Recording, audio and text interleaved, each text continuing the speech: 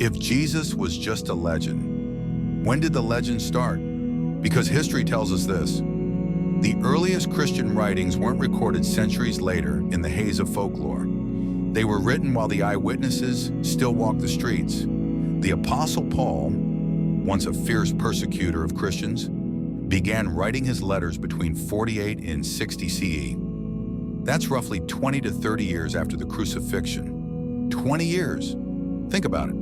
That's like writing today about events from the early 2000s. You still remember who was there. You still remember the faces, the voices, the details. There's no time for a myth to grow unnoticed. In those letters, Paul doesn't treat Jesus like some distant figure from generations past.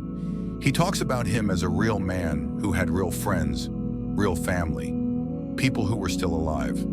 Paul even names them Peter, the disciple who walked on water, James, the brother of Jesus himself. Not just someone who heard a rumor, but actual physical people you could travel and meet. And Paul did meet them. He says so plainly in Galatians, after his own dramatic conversion, he went to Jerusalem and spoke face to face with Peter and James.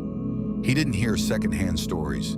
He sat across the table from the men who lived beside Jesus.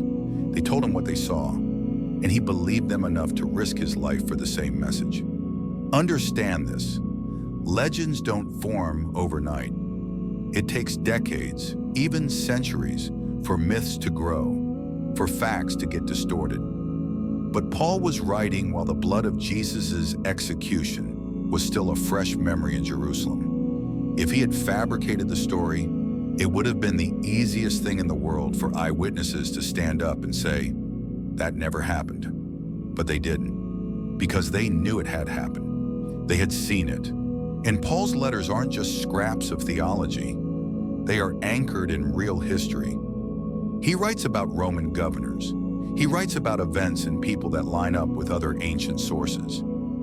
This isn't once upon a time storytelling. This is the testimony of a man who knew the witnesses personally. If you reject Jesus, don't claim it's because the story was written too late. The first records were penned while those who saw him still breathed the same air.